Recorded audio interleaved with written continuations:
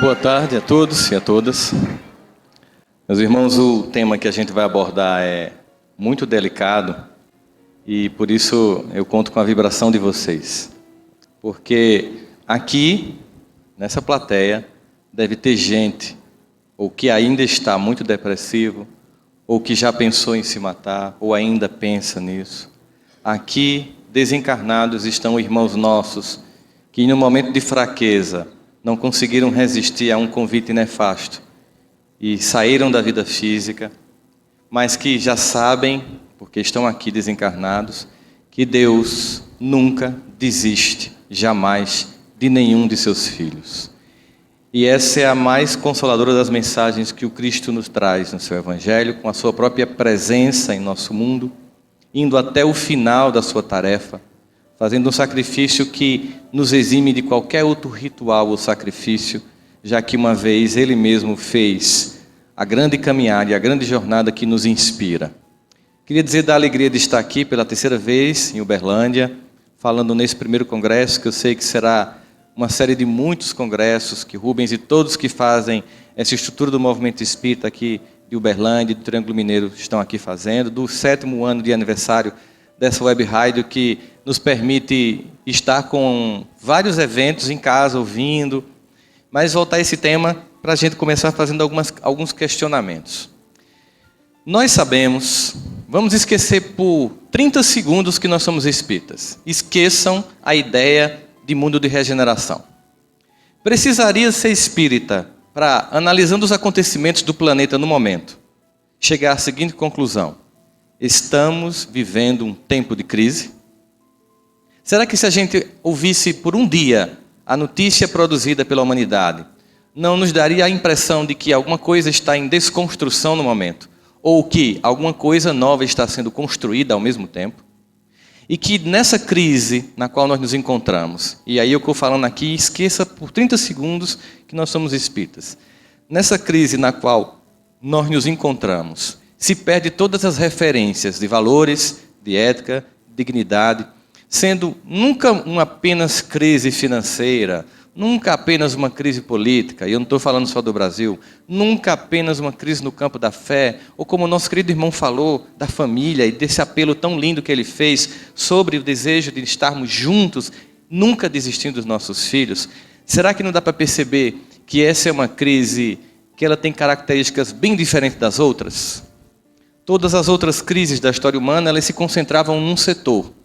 Uma crise no modelo de fé durante a Reforma e Contra-Reforma, uma crise no modelo civilizatório após o fim da Idade Média, com o Renascimento, com as descobertas científicas, uma crise do modelo de economia com o início da industrialização, uma crise de sentimento de existência e de humanidade após o dia D de 1945, quando começa o fim da Segunda Guerra Mundial e a gente se vê diante de um capítulo negro da história humana. Nós estamos diante de uma crise sem precedentes, porque é uma crise que atinge tudo: a ciência, a família, a religião, as culturas e as intimidades. Porque em período de crise, os seres humanos por dentro entram em processos de crise. E tem um conceito que eu gosto muito de usar, porque a partir dele a gente começa a refletir sobre essa crise para entender por que tem aumentado os casos de suicídio e de depressão no planeta inteiro. Um pensador chamado Gramsci, ele vai dizer que nós temos uma crise quando o modelo velho insepulto já não dirige mais os vivos, e o novo não se explicitou e por isso não está qualificado para orientar o presente. Traduzindo, nós temos uma crise quando o modelo antigo não serve mais, mas não tem um modelo pronto para substituir. Jorge nos falava do modelo de família. O modelo de família do passado, da minha educação, por exemplo. Quem aqui pagou moral e cívica? Por favor, levante a mão sem vergonha, que está velho, eu sei. Vocês sabem que o Aeróbio está esperando a gente brevemente, né, Jorge? A gente está já chegando lá. Nós somos de uma geração de educação Wi-Fi. Você sabe que rede Wi-Fi é quando você acessa a internet sem fio, né? A minha educação era assim. A minha mãe olhava a 100 metros e eu entendia o que ela queria dizer. Essa família funciona hoje em dia? Mas a família de hoje em dia está funcionando? Entende? O modelo antigo não está mais por conta e o novo não está funcionando. Crise. Nós temos isso na fé, nas ciências, na sociedade, na cultura. Vamos pegar um traço de deslinho cultural. Vou pegar só um ponto para vocês perceberem que momento de crise temporariamente se perde a escala de valores para a construção do novo. Mas é temporário. Nenhum discurso caótico, nenhum discurso depressivo. Temporariamente temos uma crise. Eu vou citar o que Kardec faz uma pergunta aos espíritos. Por que quando analisamos a história humana, nós temos uma impressão de que, ao menos do ponto de vista moral, ao invés de avançar, recuamos? Pergunta inteligente, como sempre, as que ele faz. Porque, materialmente, a gente avança. Quem tinha um Ericsson nos anos 80 e tem um iPhone hoje sabe como a gente avança materialmente. Moralmente é que é a grande questão. E os espíritos respondem: engana, e se observares bem, verás que a humanidade avança. Mas, às vezes, é necessário que o mal chegue ao extremo para que o homem sinta a necessidade do bem e das reformas. Entenderam? Às vezes é necessário que o mal chegue ao extremo para que os homens sintam a necessidade do bem e das reformas. Esse tempo. Chico Xavier disse que, conversando com Emmanuel, escutou dele que, nesse período de transição mais crítico, muitos irmãos nossos que estavam sem encarnar no planeta teriam uma oportunidade de voltar aqui, para fazer o que a gente chama de uma recuperação. Para ver se fica na escola terrestre, que vai mudar de patamar, vai virar uma certa universidade, e quem está no ensino médio ou passa no Enem, ou vai ter que ir para outra escola, continuando com o amor de Deus a assistir. E esses irmãos nossos, comprometidos em vários campos, especialmente da sexualidade, começam a reencarnar nos anos 60. Chico disse que uma vez estava em São Paulo, caminhando na avenida, quando finalmente ele viu pela primeira vez uma revista pornográfica. E ele fez: e chegaram. E era só o começo. Se ele estivesse aqui hoje, ele ia ver que eles estão... Parece aquelas... Está dominado, está tudo dominado. Esse temporário momento em que o mal dá sua última festinha de despedida. Porque o bem sempre impera, o dia sempre amanhece. E a gente observa isso se a gente pegar um traço de cultura. Vamos pegar aqui dos anos 70 para cá, para a gente pegar um traço de cultura. Eu não vou falar da Vila Sésamo para não deprimir essa geração, mas a música que definia a minha infância, por exemplo, era assim: marmelada de banana, bananada de goiaba, goiabada de marmelo. Tem poesia? Tem letra? Tem melodia? Autor? Gilberto Gil. Depois veio a primeira paixão da minha vida, Simone. Ela não sabe que eu existo, mas eu fui apaixonado por ela. E a música que definia aquele início de programação infantil da minha já pré-adolescência era: depende de nós, quem já foi ou ainda é criança, que acredita ou tem esperança, quem faz tudo para um mundo melhor. Tem música, tem poesia. Tudo estava muito massa até que nos anos 80 para 90, no mercado fonográfico infantil no Brasil, entra um fenômeno, cuja música tema desse fenômeno é de uma hermeticidade poética quase que shakespeariana. Mas eu acredito que vocês de Uberlândia podem me ajudar a interpretar a profundidade poética dessa música que diz: Hilari, Hilari, Hilarie, oh, oh, oh. Tem poesia, tem melodia. Começa-se a geração das músicas em que não se diz nada. Oh, aê, aê, aê, oh. Tava até bom, porque depois disso começou a descer na boquinha da garrafa e nunca mais parou. Quando a gente pensa que eles vão superar a capacidade de serem pornográficos, colocar o papel da mulher de forma chula e defender a ideia da traição, da vulnerabilidade, da desconstrução familiar, eles conseguem ser mais baixos ainda. É um tempo de crises. E em tempo como esse, ficamos vulneráveis. Mas nem todas as pessoas são vulneráveis do mesmo jeito. A gente observa que o que de fato gera angústia não é o evento, mas a reação que eu tenho a esse evento. Na mesma família, por exemplo, se tem um pai que é alcoólatra, e tem 5 irmãos que são filhos desse pai, uns se traumatizam, um reproduz vira alcoólatra, o outro vai morar fora para fugir dessa angústia familiar, mas cada um reage de uma forma. Então, quando a gente pensa em depressão e suicídio, a gente pensa o seguinte, em algumas perguntas que eu pretendo tentar fazer a gente refletir hoje. Por que uns são vulneráveis às dificuldades da vida e outros não são? E por que uns se deprimem e se matam e outros não? E como construir competências para superar as dificuldades da vida? E, finalmente, qual é a proposta espírita cristã para uma vida equilibrada? É mais ou menos sobre isso que a gente vai tentar falar hoje aqui, começando a tentar explicar como as ciências do comportamento humano tentam descrever a vulnerabilidade psicológica. Entenda o seguinte, A partir do advento da psicanálise, se começou a estudar a angústia humana, a dor humana. E a contribuição de Freud e todos que vieram depois dele foi fantástica, porque até então não havia nenhum tratamento adequado para os transtornos emocionais. E por causa do avanço dessas pesquisas e da medicação que começou a ser desenvolvida, parte significativa, em mais de 85% dos casos depressivos, com a medicação e tratamento adequado, o indivíduo sai do processo. Só que se concentrou tanto durante esse primeiro início da psicologia, da psicanálise, enfim, de todas as ciências do comportamento humano, naquela incapacidade, na incompetência, que se construiu muitas teorias para explicar as patologias, mas se esqueceu de construir teorias que explicavam as nossas competências.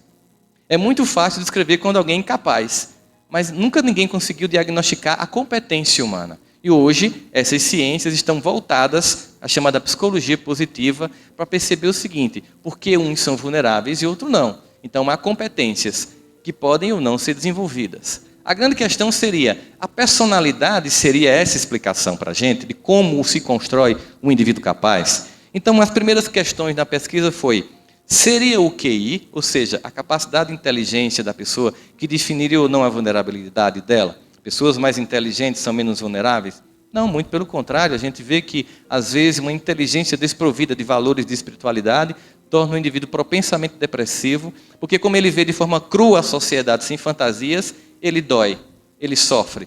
Ele vê o mundo cru e sofre com esse mundo, porque ele não tem uma busca e um sentido de esperança. Seria então o ambiente no qual esse indivíduo foi criado, a educação que ele recebeu ali, seria a cultura? Por exemplo, os brasileiros seriam menos propensos à depressão que os suecos? Seria o gene, estaria na resposta genética de uma tendência familiar? Seria gênero, mulheres versus homens? Seriam orientações sexuais homoafetivas ou heterossexuais que definiriam mais ou menos competência para a superação das dificuldades da vida? Ou seria a condição social na qual eu vivo, uma família de classe média baixa, classe C, classe média alta, rica, enfim? Nenhuma dessas variáveis explica. Portanto, as pesquisas começaram a ser adiantadas até que chegou a um processo em que todas as teorias chegaram a uma conclusão comum.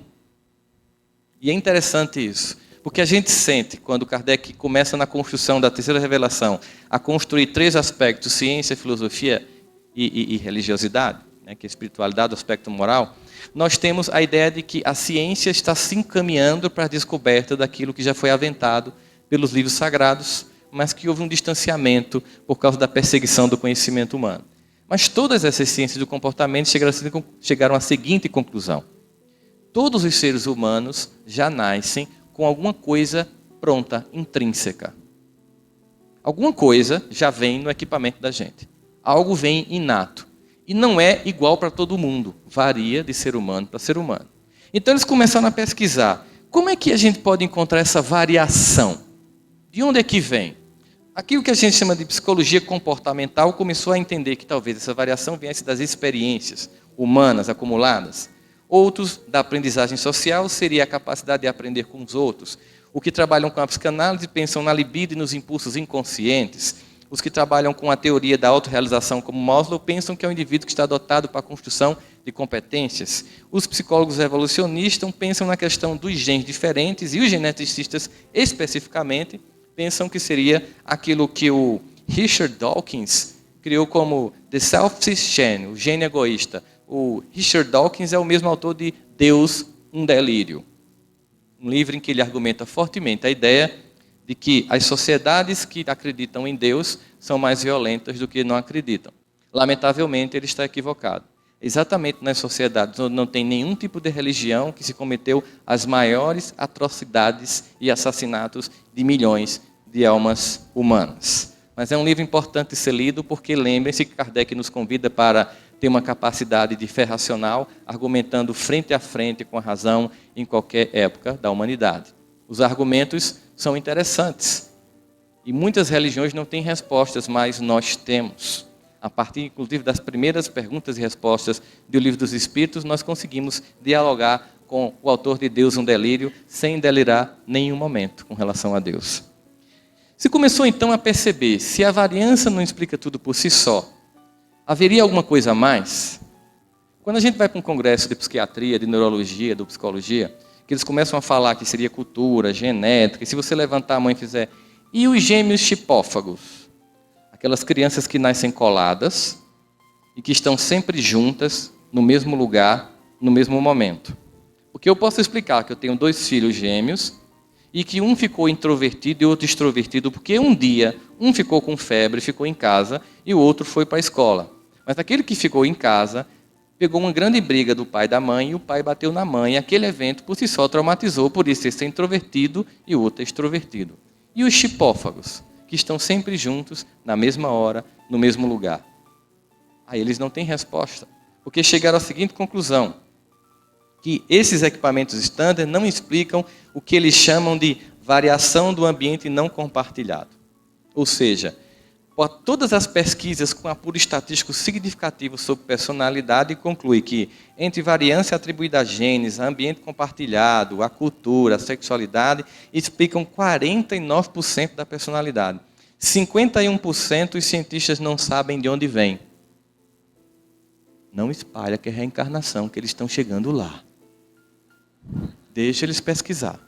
Já sabem que não sabem. Já é um bom começo. Ou seja, 49% se explica aqui, materialmente falando. 51% não sei de onde vem. Eles começaram a dar nomes esquisitos. Eles pensaram, por exemplo, em dar um nome de aleatoriedade. É um nome que eles dão. Não, isso é uma coisa aleatória. Sabe quando você não consegue explicar o que o paciente tem, você diz que ele tem virose? Pronto, é virose. Né? Então é aleatoriedade. Não é uma resposta que a ciência se satisfaça. Dá para a gente ir um pouco mais profundamente.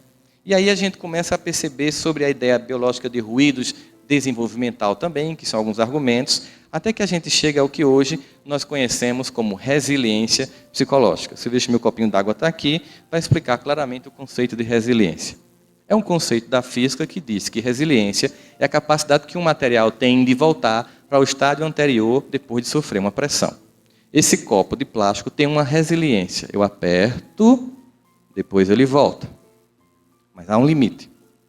Ele é resiliente até aqui. Imagine que seja um trauma infantil. Você está numa condição adversa, infantil, relacionamento difícil dos pais, provoca uma pressão psicológica e um certo trauma, mas depois de um tempo, se esse indivíduo é resiliente, uma vez que cessa aquilo, ele volta ao seu estado normal. Mas se a pressão for além do ponto de resiliência, esse copo volta ao estado normal? Nunca mais. Então, o que faria alguns indivíduos mais resilientes do que outros? Eu acabei de destruir o meu copo de água, mas tudo bem.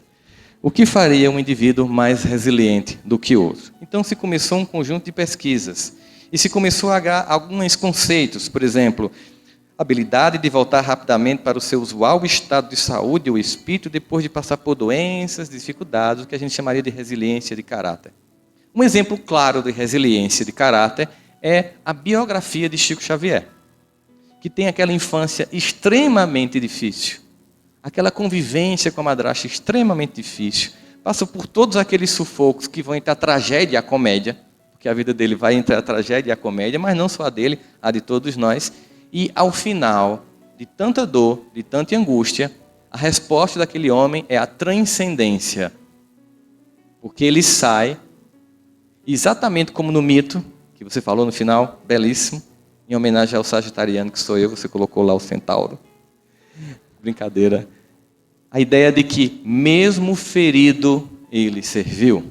Esse convite tão belo que nos foi feito aqui no final. Mesmo ferido, ele serviu. A grande questão é essa. Vamos tentar descrever esse ambiente. Estamos aqui na Acrópole, em Uberlândia. Estamos num evento cristão. Concordam comigo? Bom, se a gente está num evento cristão e Jesus disse que veio para os que estão doentes, não para os que estão sãos, o que é essa sala? Uma sala de espera de emergência. Tem indivíduos mais doentes e menos doentes. Concordam comigo? Geralmente, aquelas pessoas que trabalham ativamente no movimento espírita são os mais doentes. Porque o paciente que passa mais tempo no hospital está na UTI. Concordam comigo? Então, aquele que vem como simpatizante, ele é um doente que não sabe ainda que está doente. Não é que ele esteja bom, ele não sabe ainda que está doente. Quando a gente vem, seja aqui na presbiteriana, na congregacional, na catedral, buscar o Cristo, a gente tem um primeiro movimento que precisa para se relacionar com este que é o nosso modelo de comportamento. é a humildade de reconhecer a nossa fragilidade. E o fantástico é perceber a grandiosidade de um Deus que, mesmo diante de tanta imperfeição, de tanta incapacidade, nos ama profundamente, porque, ao contrário de nós, limitados e infantis, que enxergamos as nossas incompetências e sombra, Deus sabe do projeto luminoso que tem para a vida de cada um de nós aqui. Porque Ele nos ama particularmente. Sondando os nossos corações, como diz Davi, sondando quer a gente esteja em pé, que a gente esteja deitado, naquele belíssimo salmo de Davi, Ele nos sonda. E mesmo quando faltam em nós palavras, Ele conhece os nossos pensamentos. E Ele diz, tal ciência é tão preciosa que eu não alcanço de tão alta. E esse Deus que nos ama profundamente, sabe que na nossa trajetória de crescimento, só há um olhar de doçura e misericórdia. Vamos imaginar como é esse olhar de doçura e misericórdia. Quando você vai passando numa escola infantil e você vê aquelas crianças bem pequenininhas, no pré-escolar, brincando, se pintando, mordendo uma a outra, você imagina que é um bando de bárbaros se matando? Ou você sorri pela infantilidade e percebe ali o germe de um ser humano que vai crescer? A gente consegue olhar até com doçura uma criança mordendo outra. É assim que Deus olha para a gente. Com a doçura de perceber crianças que irão amadurecer. Só que hoje as pessoas têm pressa. As pessoas querem respostas rápidas. Certa feita, um professor ouviu o seguinte do pai: será que não dava para tirar essas cadeiras e deixar o curso mais rápido, para meu filho tornar um engenheiro mais rapidamente? Ele disse, sim, claro, é possível. Depende de que filho o senhor quer ter. Como assim? Por exemplo, para se ter uma melancia, bastam 6 meses. Mas para se ter um carvalho, são 100 anos.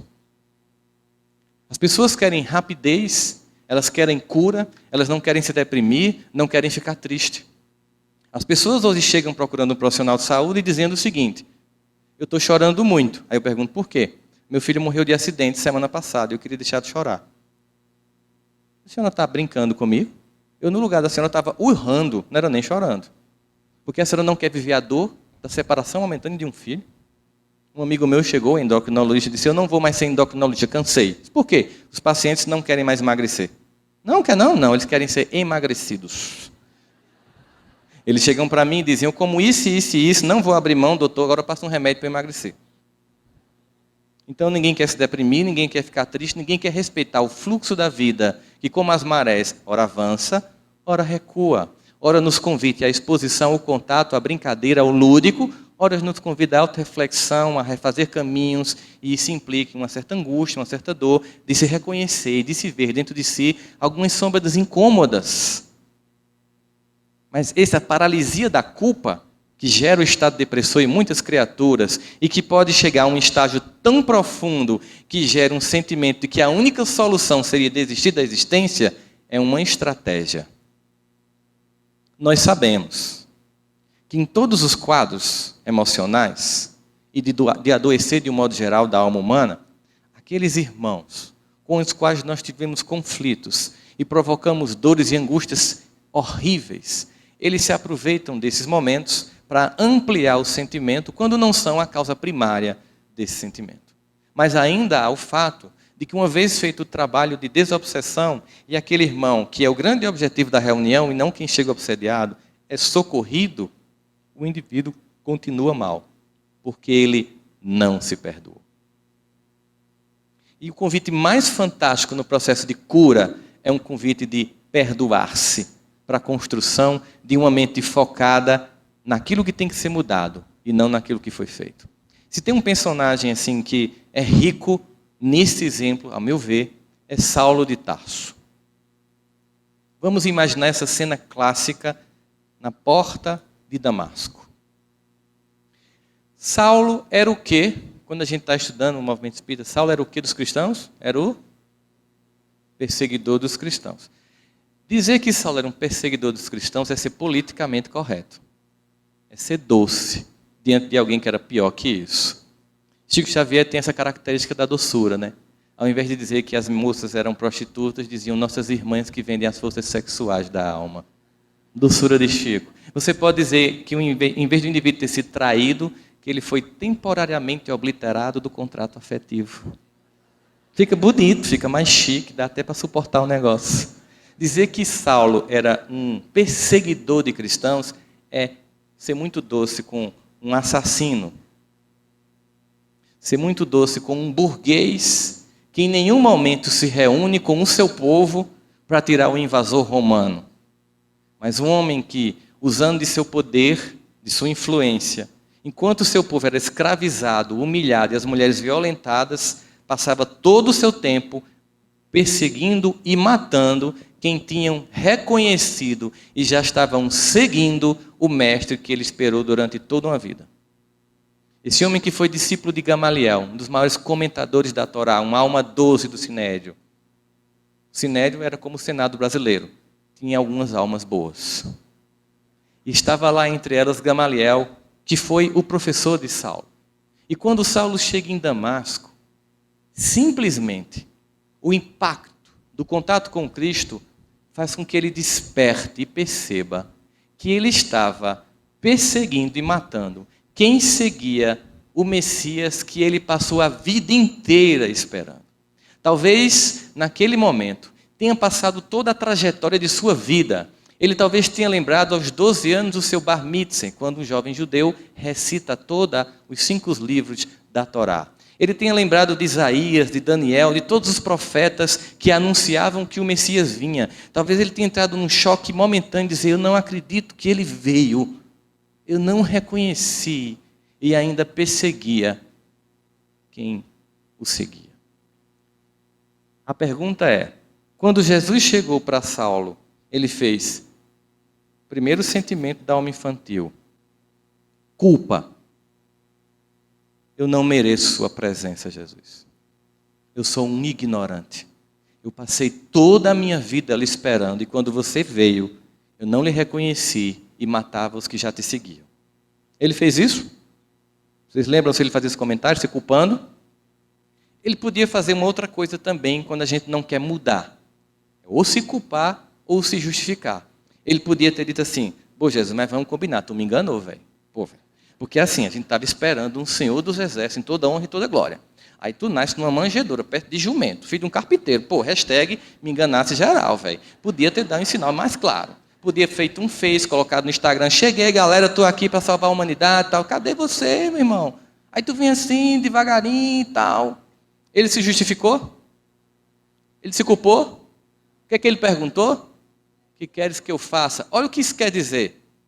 Se você está errando até aqui, simplesmente se culpar e se justificar é perda de tempo.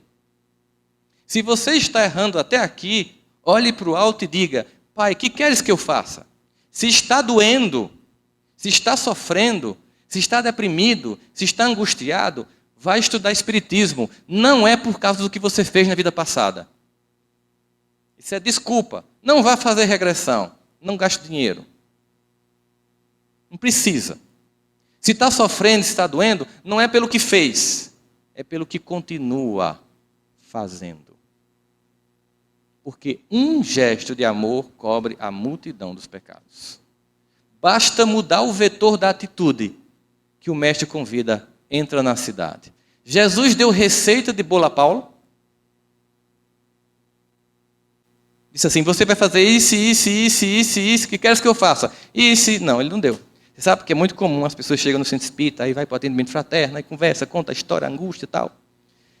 E aí a gente leva na mediúnica o nome, atendido, solicitação, os mentores sabem em detalhes o que está acontecendo, não conta nem para os médicos, porque não tem moralidade para entender e não julgar, e apenas aconselha que aquela família desenvolva mais a prática do Evangelho. Você recebe, dá uma palavra de conforto, oferece o Evangelho, solicita a esperança e diz, o que eles disseram?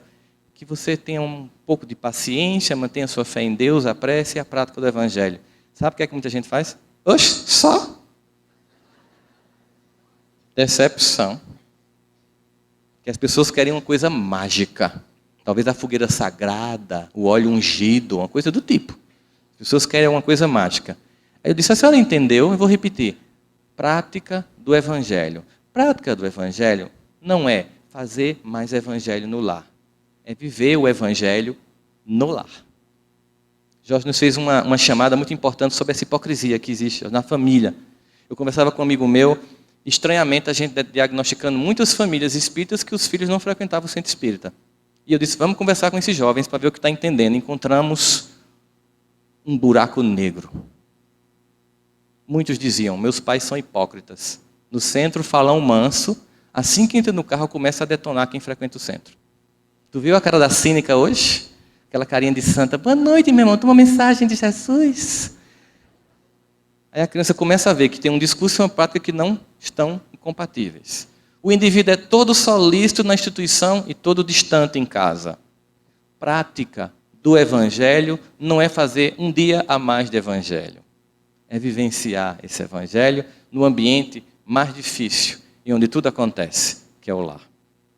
E nesse momento, a gente poderia se perguntar, Saulo pediu uma receita de bolo a Jesus? Vamos imaginar que ele resolvesse dar. Tá bom, já que você perguntou o que queres que tu faças, vamos lá. Primeiro eu queria que você mudasse de nome. Saulo é muito judeu. Eu queria um nome assim mais cosmopolita. Paulo, acho mais legal, é mais greco-romano. Eu tenho um projeto para você, eu vou abrir franquias do cristianismo. Você vai inaugurar essas franquias. Você vai lá em Coríntio, na comunidade de Romanos. Você inaugura a franquia, passa lá 1 ano, fazendo treinamento, qualidade total, gerenciamento com as pessoas. Mas aí você vai para abrir outra franquia, para ninguém perder a qualidade do trabalho, você fica enviando cartas, porque não tem o WhatsApp, para manter a doutrina sã, as pessoas orientadas, porque vai ter um pessoal meio perturbado, porque o pessoal é tudo doente, você vai atrair um monte de doente para essas igrejas que você vai fundar. Você vai viver do seu próprio trabalho, você vai perder essa sua pompa, essa sua circunstância, você vai ser abandonado pelos seus, você vai pedir comida onde chegar, vai viver da caridade alheia, você vai ser apedrejado, você vai fazer viagens com angústia, com sofrimento, você vai passar 3 anos no deserto só para baixar a crista, para que Cristo haja em você. Humildade. Depois você vai ser preso, e numa segunda prisão você vai estar em Roma. Muitos de seus amigos vão lhe abandonar, você vai escrever uma carta. A última carta, a segunda carta a Timóteo. Timóteo é um dos poucos que vai ficar com você. Você não conhece, mas vai encontrar com ele. Fique tranquilo. #Timóteo, gente fina, não vai te abandonar. O único que vai estar lá com você, além de mim, claro. Nessa cidade que você vai estar lá, chamada Roma, vai ter um homem chamado Nero. Ele vai ter um surto psicótico, sem diagnóstico e sem Rivotril para tomar. Ele vai tocar fogo na cidade. Quando ele tocar fogo na cidade, o Ibope vai cair desgraçadamente. E ele vai fazer o que costumará fazer no futuro, um país que eu ainda vou fundar, chamado Brasil, vão ocupar a oposição. E aí você é a oposição, vai estar lá. Então você vai ser preso, um soldado vai chegar e decapitar a sua cabeça. Topa?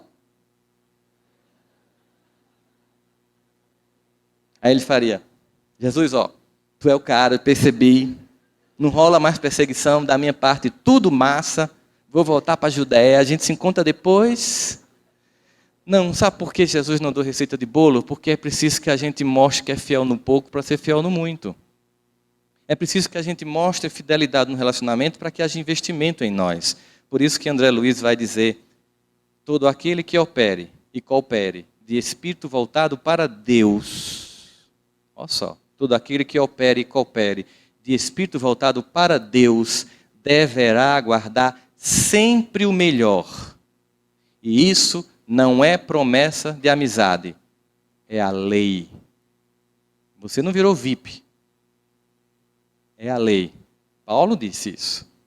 Todas as coisas cooperam para o bem daqueles que te amam.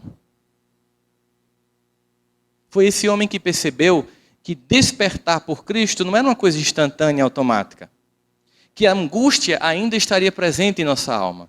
Existe um salmo que foi escrito por Asaf, que é o Salmo 77, que ele revela um estado depressor. E é um salmo muito interessante porque, vocês sabem, são 150 salmos que são hinos, que são cantados na escadaria do templo de Jerusalém. Enquanto as pessoas entravam para os rituais, para as ablações, para os sacrifícios, para os holocaustos a Jeová. E Davi conheceu, caminhando na região, um jovem chamado Asaf, que tocava símbolo. Símbolo é como se fosse pratos. Aquele mesmo símbolo que Paulo vai dizer em 1 Coríntios 13, ainda que eu falasse a língua dos homens e dos anjos, se eu não tivesse amor, seria como um símbolo que retina. Imagina um prato que não emite o som correto. Mas Asaf, ao contrário, era um jovem que tocava muito bem. e fazia parte da comunidade dos levitas, das tribos dos levitas, e então Davi o levou para Jerusalém para que ele fosse o regente do coral dos levitas. E dos 150 salmos, 105 são de Davi, 14 da família do Asaf, 7 deles. E o 73 e o 77 é interessante porque ele revela um estado de depressão em que ele diz: minha alma geme, não quero me consolar, me angustio e não consigo dormir, e não tem Rivotril para mim. Asaf está angustiado. E por que ele está angustiado? Porque ele está comparando a vida dele com a dos outros. Ele diz assim: por que é que os ímpios prosperam e o teu seguidor não? Sabe quando você tem assim, um vizinho ruim, corrupto, troca de carro, muda de casa, e você fala: meu Deus, eu não consigo nem comprar nenhum Fusca. Que coisa estranha, eu sou uma pessoa tão boa, tão decente, isso aqui prosperando, dá uma raiva. Porque a gente está fazendo o que ele estava fazendo no início do Salmo, medindo felicidade pelo olhar da matéria, sentindo-se inferiorizado por se comparar com os outros no plano da matéria, esquecendo que o objetivo e o projeto de Deus é muito maior, é um projeto de transcendência à eternidade. Por isso que os judeus esperavam um Senhor dos Exércitos que libertaria a Judeia de Roma, e veio um Cristo para libertar-nos do jugo de todo o mal da humanidade por toda a eternidade. Naquele momento, Asaf vai dizer isso. De repente, no meio do Salmo, no versículo 10, ele diz: não, acordei, mudou-se a destra de Deus sobre minha cabeça. Na verdade, ele que mudou o pensamento e entendeu: Deus é pura e imensa misericórdia. Isso mostra, tanto nesse Salmo 77, que está já, digamos, convertido ao Evangelho do Cristo, que não significa mudar de religião, mas mudar de atitude. Não implica dizer que imediatamente a paz visita nossos corações. Começa o diagnóstico da doença e agora a profilaxia para a cura. Por isso que Paulo vai diagnosticar, numa carta que ele manda aos Romanos 7:22, quando ele diz: quando eu quero fazer o bem, o mal está comigo, porque segundo o meu entendimento eu tenho prazer na lei de Deus, mas nos meus membros opera uma outra lei que me deixa debaixo da lei do pecado. Ou seja, pô, já sei o que é certo. Eu fui para o congresso, eu fiz o ESD, eu faço sopão, campanha do quilo. Aí eu chego lá no trabalho e sou ruim igual aos outros, que coisa triste.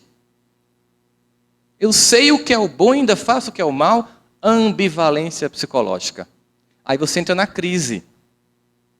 A crise pode gerar um estado de depressão se você entrar na culpa. Mas se você entrar no que Joana de Ângeles nos propõe, troque culpa por responsabilidade, que foi o que Paulo fez. Tá bom, eu vinha fazendo tudo errado até aqui. A partir daqui, o que é que eu faço para acertar? O que queres que eu faça? Eu não vou perder tempo com o que foi. Vou perder tempo, não. Eu vou ganhar com o que vem.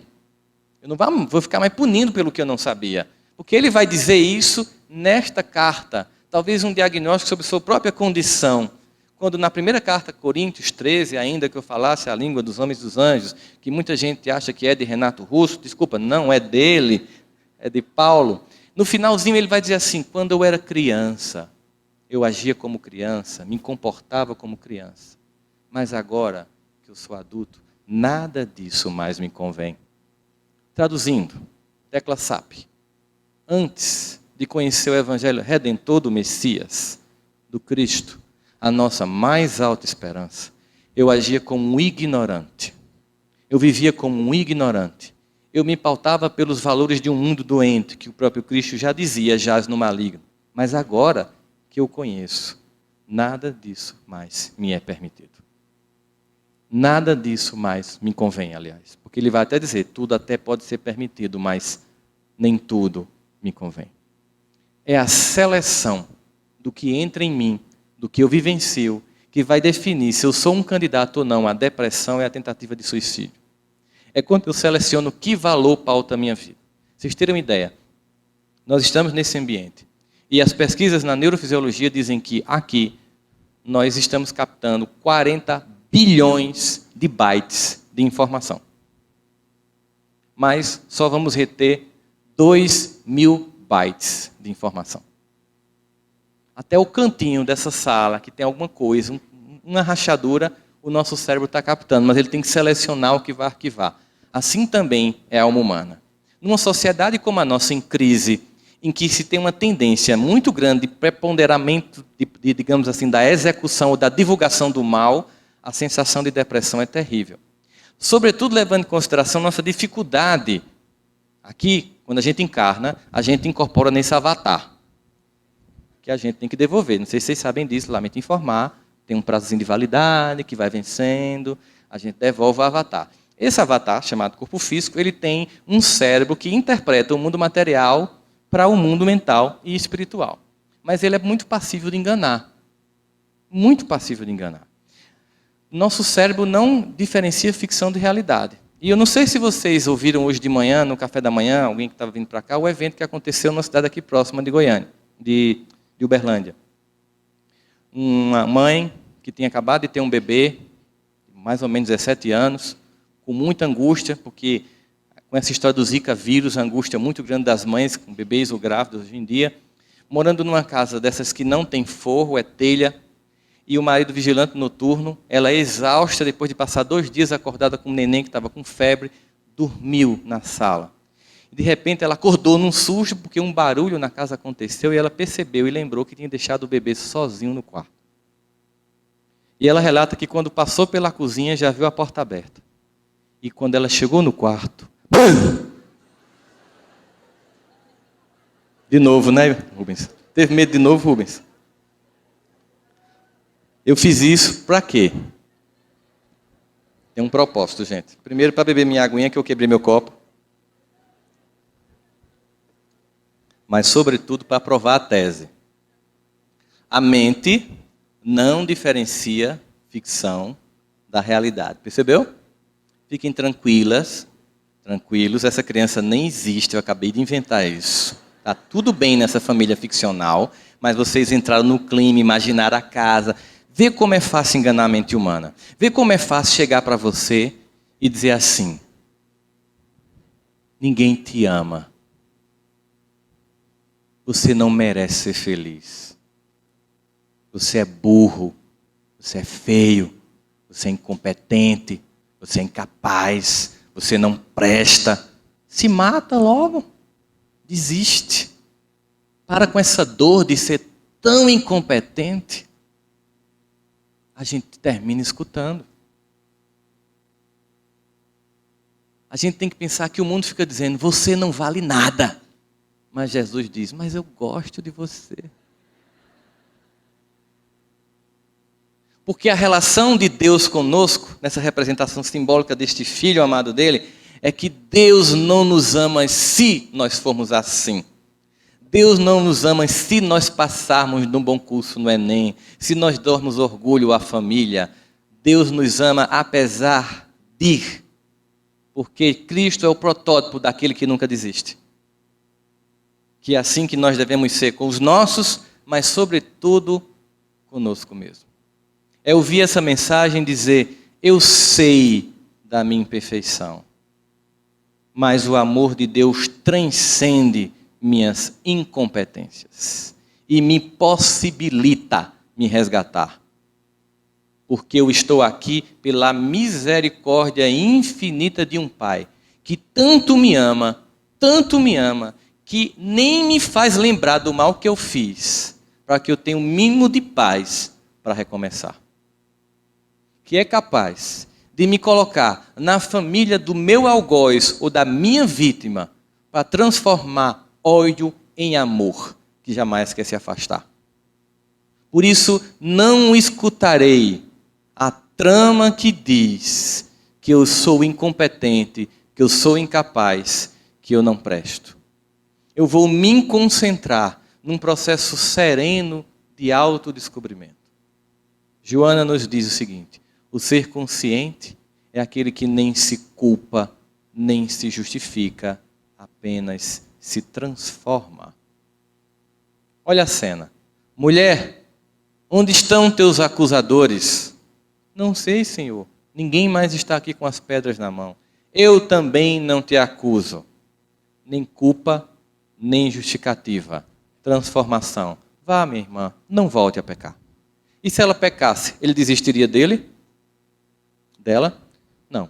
Mas nem sempre ela estaria perto para evitar o apedrejamento. E é um amor tão transcendente que o mesmo Davi, que conheceu Asaf e o levou para Jerusalém para cantar no templo, fez um salmo que é talvez a mais bela oração que existe no Antigo Testamento. Diante de uma situação difícil, lembrando de sua angústia de jovem pastor de ovelhas, tentando entender Deus a partir de sua perspectiva de pastor de ovelhas, ele faz o que a gente chama de ancoragem psicológica. O que é uma ancoragem psicológica? É quando, para nomear o novo desconhecido, eu uso o velho já conhecido. Por exemplo, quando pela primeira vez os seres humanos viram objetos voando de forma circular no planeta, chamaram de quê? Disco voador. Eu conhecia disco e conhecia capacidade de voar. Usei palavras velhas para descrever uma coisa nova. Depois eu dei um nome novo. OVNI, objeto voador não identificado. Então Davi estava querendo entender como era Deus. Ele já tinha várias concepções de Deus dos profetas. Isaías que tinha estabelecido que Deus nem mente nem se arrepende, posto que não é homem para se arrepender. Ou seja, Deus não tinha humores que oscilava. Deus também não podia, por isso, odiar. Como antigamente se percebia. Não é que há incoerência na concepção de Deus nos textos. Há evolução conceitual de Deus nos textos. Não incoerência. E aí então ele queria entender esse Senhor dos Exércitos. Como era ele? Naquela angústia, talvez ele começou a imaginar a vida comum dele, de um jovem pastor que diariamente pegava suas ovelhas e levava para águas tranquilas, primeiro para pastos verdejantes, depois que elas se alimentavam no sol escaldante da Judéia, levava para águas tranquilas, e de vez por outra vinha uma grande tempestade que se pronunciava sobre aquela região, e para poupar as ovelhas ele voltava por um atalho em que havia duas montanhas tão próximas uma da outra, que fazia sombra uma sobre a outra, e só tinha sol no meio-dia. E como tinha um precipício, como esse palco, muitas vezes havia latrocínio, assassinato seguido de morte. Haviam ladrões que roubavam e empurravam as pessoas para morrer. Por isso esse vale, em que uma montanha tão próxima da outra fazia sombra e que havia muito assassinato, era conhecido como o Vale da Sombra e da Morte. Mas para poupar as ovelhas de uma grande caminhada, Davi passava por lá, jovem, tempestuoso. E aí ele teve um insight, é isso. Agora eu entendi. O Senhor é o meu pastor e Ele não me faltará. Me fará andar por pastos verdejantes, depois irá levar a minha alma para águas tranquilas. E ainda que eu ande pelo vale da sombra e da morte, eu não temerei mal nenhum, porque Tu estás comigo. Olha o consolo. Olha um pai que não desiste. Mesmo nas escolhas infantis do pródigo que sai, perde toda a herança, aguarda, espera, anseia e sabe que o filho vai retornar para os braços. Mas ele continua no salmo e diz, porque a tua vara e o teu cajado me consolam. Quando eu li, eu fiz, estava tão bonito. Assim, então, os pastos verdejantes. Para que uma vara e um cajado aparecer agora para consolar ninguém? O que um pastor de ovelha faz quando uma ovelha está prestes a cair no precipício? Ele faz uma terapia. Minha irmã, não vá.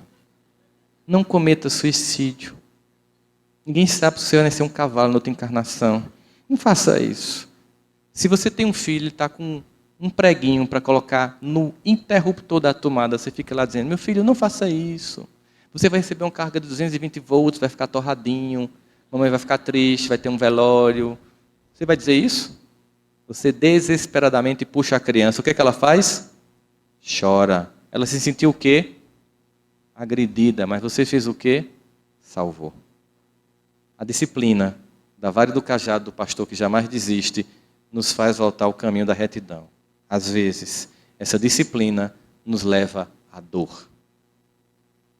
Dor jamais entendida por Deus como punição. Dor sempre percebida pelo ser que é puro amor como o último dos recursos para que o filho mude o caminho. Essa dor tanto pode ser física, como uma doença orgânica, como pode ser interna, uma doença emocional. Essa dor está a nos anunciar a necessidade de mudança de roteiro. Está a nos convidar para mudar a forma como nós estamos gerenciando a vida. Nesse momento, nesse projeto que a gente percebe, existe um grande caminhar que nos convida a estágios de adoecer para acordar a consciência. O que é indicado nestes casos? É que a gente perceba o que nos provoca angústia. E o que foi interessante notar nas pesquisas sobre comportamento humano foi descobrir um padrão. A angústia humana sempre tem uma base, a comparação. Sempre que eu estou mal, eu estou me comparando com alguém. Sempre que eu estou angustiado, eu estou me comparando com alguma situação.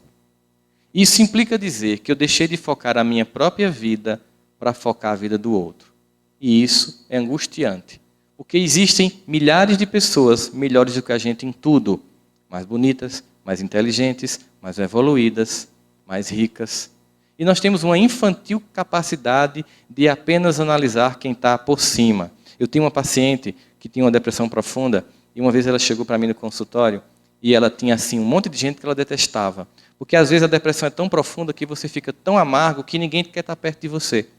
Você é a pessoa mais carente, tudo que você quer é companhia, mas a sua forma amarga de ver e vivenciar o mundo é tão grande que você afasta todos de você.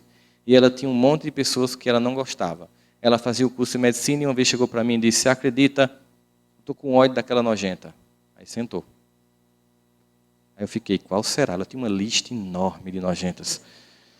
Eu fiz, é alguém que eu conheço? Não, essa é nova. Aí eu fiz, e tua lista aumenta. Ela fez, você não sabe o que é que ela me fez? Eu digo, então me diga, você acredita que essa nojenta, toda vez que vai apresentar um seminário, tira 10? Só para me provocar? Eu fiz, eu já tinha percebido algumas características do seu comportamento. Isso que eu vou fazer agora chama-se terapia de choque. Eu já tinha percebido alguns comportamentos seus, mas esse particularmente eu não conhecia. Qual? Você é burra. Ele olhou assim para mim, como assim? E como você não é aqui do Nordeste, a gente tem um jargão para especificar esse tipo de burrice sua. É burra com força, com vontade de ser burra. Um desejo íntimo de ser burra, de ser incapaz, de ser incompetente. Ela fez, cara, eu estou te pagando, sabia? Eu disse, para dizer a verdade. Um amigo seu jamais lhe chamaria de burra com força. Você não vai me bater, ainda vai pagar a sessão. Terapia é isso. Eu estou lhe dizendo que você é burra com força. Por que você está dizendo que é burra? Porque quando a gente vê alguém brilhar, a gente se inspira. A gente aprende. E não lamenta a luz do outro. Acende a própria luz. Quando a gente vê alguém brilhar, a gente pensa, a luz que brilha nele vai brilhar em mim, porque sou filho do mesmo Pai. Quando você vê alguém brilhar, você comemora, porque aquela pessoa começou a conseguir algo que você brevemente vai conseguir. Porque você começa a perceber como Deus age no coração que se permite passar pelo seu amor. Aprenda. 6 meses depois, elas defendiam um seminário juntas, se tornaram melhores amigas. Ela diminuiu a lista de inimigas. Porque se tivesse beijinho no ombro, na época dela, ela cantava lá no consultório. Né? A ideia de concorrência, de olhar para o outro como um rival, de olhar para o irmão do lado como alguém que eu tenho que passar por cima no trabalho, isso gera angústia. De olhar o meu cunhado como alguém que eu tenho que ganhar mais do que ele, isso gera angústia. De olhar para a minha sogra como alguém que eu quero que pegue logo o aeróbus, isso provoca angústia. Nós estamos aqui para conviver com as pessoas nesse desafio constante e conviver com a pessoa mais difícil. Porque quando eu estou com raiva de alguém, eu posso dar um tempo. Pego o carro e dou uma volta, vou tomar um sorvete. Respiro, reconfiguro e volto. Porque isso é família. Família é aquele lugar que tem hora que você não sabe como suporta estar lá. Mas, sobretudo, que você não sabe como pode viver sem estar lá. Em que a gente oscila no mundo que vai entre essa angústia que Paulo detecta, da ambivalência psicológica. Por isso, quando a gente começa a diagnosticar esses sentimentos que nos faz sentir inferior, a gente pensa, eu preciso ser resgatado. Eu preciso acreditar em mim.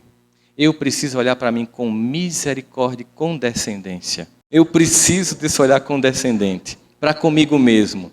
E eu lembro que tinha uma música que eu costumava cantar muito, né? Esse livro, o primeiro que eu lancei pela FEEGO, o Auto Perdão, ele é um livro que eu trato muito de uma história que foi o perdão do meu pai, que era uma coisa que me deixava muito infeliz.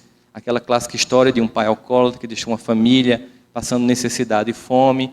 Eu era daquela geração que só tomava refrigerante no final do ano quando estava muito doente. Aquela geração que não comprava roupa, porque vocês sabem, pobre não troca de roupa, é a roupa que troca de pobre. Você vai recebendo de alguém, de alguém, de alguém, de alguém. Enquanto aquilo não vira um mulambo, alguém está usando aquela peste, aquela camisa desbotada que você costura. Uma vez eu recebi uma calça que não tinha zíper, minha mãe costurou, eu fui para um aniversário, bebi refrigerante, não pude ir para o banheiro porque simplesmente não tinha como abrir a calça. E toda vez que isso acontecia, eu dizia, por causa do meu pai. Quando eu fui casar com minha esposa, depois de eu tê-la convencido, muito moído, ela disse, eu só caso com você se você perdoar seu pai. Porque eu não quero casar com um homem que vai ser pai e que não perdoou um pai que tem. E eu comecei a fazer um resgate.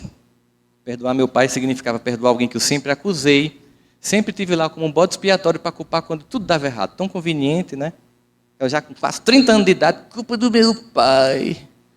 É tão conveniente esse discurso da vítima. E tinha uma música que eu adorava, que é uma poesia bonita, mas é a música da vítima. Veja só.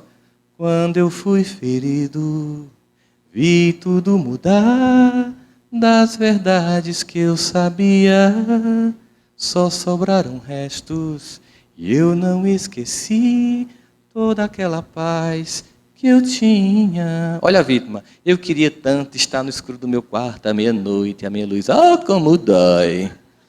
A vítima. Alguém que não se responsabiliza sobre a própria vida e age.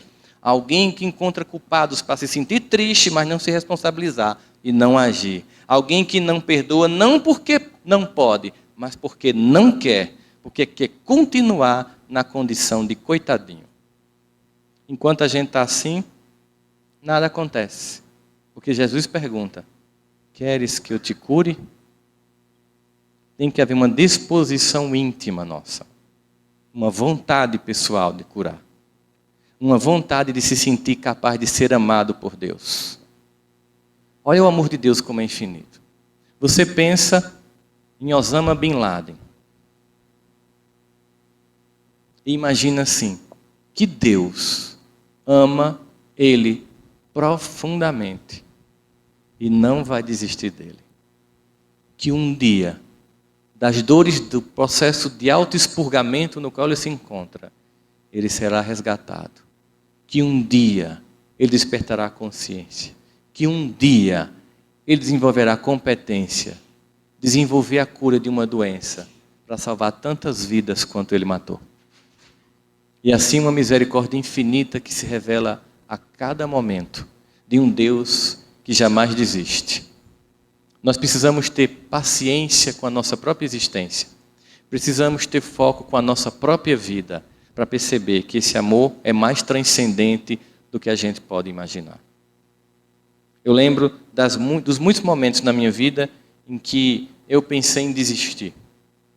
Eu lembro das muitas vezes que a angústia tomava conta de uma forma tão forte que eu achava que a melhor solução era sair do cenário da terra. Mas ao mesmo tempo me vinha aquela sensação clara. Eu não posso desperdiçar a oportunidade que eu recebi. Quando eu comecei a equacionar algumas situações de perdão na minha vida, ao perdoar meu pai, finalmente eu percebi que eu nem direito de perdoá-lo tinha. Porque eu não tinha direito sequer de odiá-lo.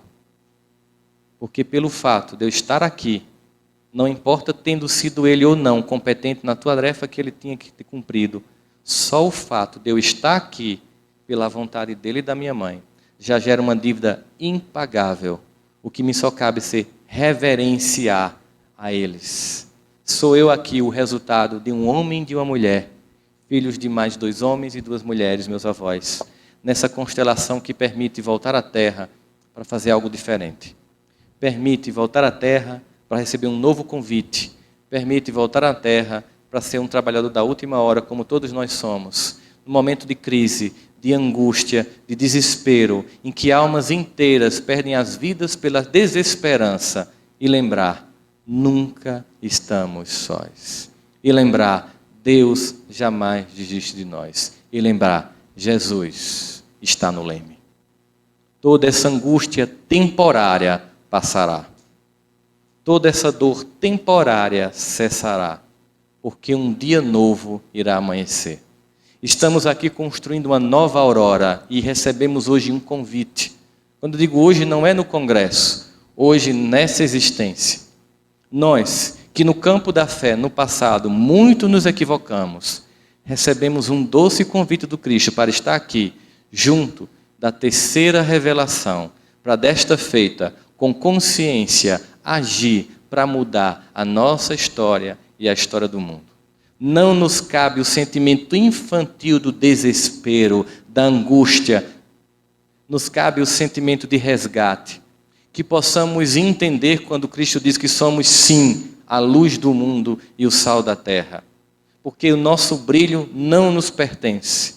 Porque entendemos quando Paulo diz, já não sou eu quem vive, é Jesus quem vive em mim. É num processo de construção de uma personalidade que transcende a angústia temporária das comparações infantis e se percebe um ser de um projeto de eternidade, amado de forma particular por um Deus que criou deste jeito. E a melhor homenagem que podemos fazer a esse Deus que nos ama é sermos nós mesmos. Ele nos criou único. Haroldo, Rossandro, José, Wagner, Jorge, únicos. A coisa mais ridícula é quando você abre mão de ser você para ser o outro. Porque Deus nos criou único e nos ama como somos. É por isso que Jesus dizia, vem como estás. Vem desse jeito. E eu, como um oleiro, te farei um vaso novo. Para um vaso novo acontecer, é preciso quebrar o vaso velho, é preciso transformar tudo em barro, para que ele possa nos moldar uma nova criatura. Pois, se no passado a minha música predileta era essa que eu estava cantando com vocês, qual seria a música então de agora? Eu vou aproveitar para azucrinar os ouvidos de Haroldo agora. Qual seria a música? Quando você simplesmente deixa de ser a vítima, quando você simplesmente deixa de encontrar culpados, quando você simplesmente entende a sua condição de alma eterna, entende o valor que você tem, você faz.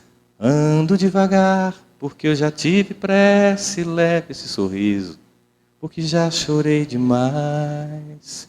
Hoje me sinto mais forte, mais feliz, quem sabe o sol leva a certeza de que muito pouco eu sei, eu nada sei. Vocês conhecem o refrão? Conhecer as manhas e as manhãs, o sabor das massas e das maçãs. É preciso amor para poder pulsar, é preciso paz para poder florir, é preciso a chuva para sorrir. Cada um de nós compõe a sua história e cada ser em si carrega o dom de ser capaz e ser feliz. Nós não podemos delegar ao outro a tarefa de ser luz por nós. Nós não podemos delegar ao outro a tarefa de executar o perdão que nos pertence. Nós não podemos esperar que a salvação venha de fora, porque Jesus conta conosco para a regeneração deste planeta. Muita paz e muito trabalho para todos vocês.